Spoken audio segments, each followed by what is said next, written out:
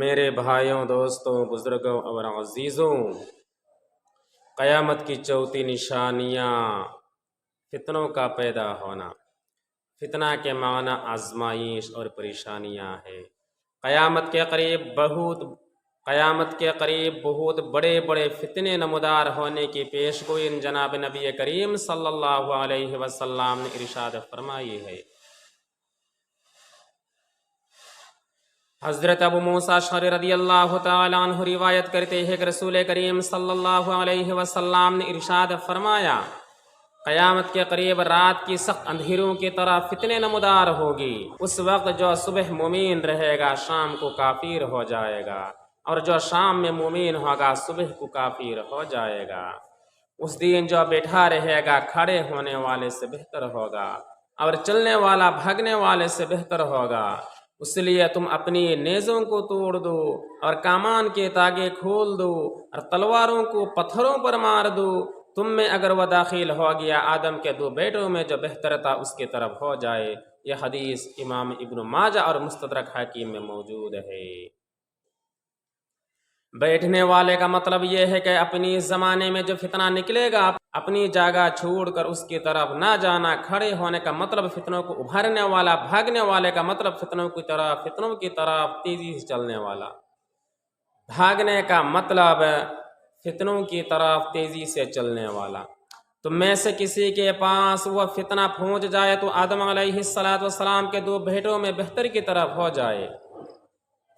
فرمایا رسول کریم صلی اللہ علیہ وسلم نے، جب قابیل حابیل کو ظلمان قتل کرنے لگا تو حابیل نے کہا، اگر تو مجھے قتل کرنے کے لیے ہاتھ بڑھائے گا تو میں تجھے قتل نہیں کروں گا۔ اس لیے مقتول حابیل ہی بہتر ہے۔ فتنہ کھڑے ہونے کے وقت اس کو چھوڑ کر خاموش رہنا بہتر ہے یا نہیں؟ ائمہ کرام کا آپس میں اختلاف ہے۔ امام نووی رحمہ اللہ فرماتے ہیں کہ مذکورہ حدیث اور دوسری احادیث کی روشنی میں معلوم ہوتا ہے کہ فتنہ کے وقت جہاد نہیں کرنا چاہیے۔ رسول کریم صلی اللہ علیہ وسلم نے ارشاد فرمایا کہ یہ فتنہ سارے گھروں میں داخل ہوگا۔ رسول کریم صلی اللہ علیہ وسلم نے ایک بار مدینہ کی ایک بلند زمین پر کھڑے ہو کر دریافت فرمایا کہ میں جو دیکھتا ہوں کیا تم دیکھتے ہو؟ بارش برسنے کی جاگوں کو دیکھنے کے مانند تمہارے گھروں کے بیچ میں فتنوں کی جاگوں کو میں دیکھتا ہوں۔ یہ حدیث صحیح مسلم میں موجود ہے۔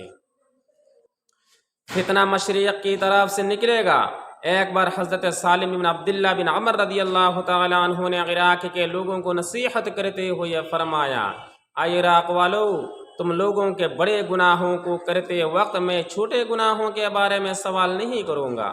رسول کریم صلی اللہ علیہ وسلم کو فرماتے ہوئے سنا، میرے والد عبداللہ نے سنا تھا کہ فتنہ اسی طرف سے نکلے گا۔ اپنے ہاتھ کو مشرق کی طرف اشارہ کرتے ہوئے فرمایا، اور اسی طرف سے شیطان کے دو سینگ بھی نکلے گی، تم میں سے بعض کی گردن مارے گا۔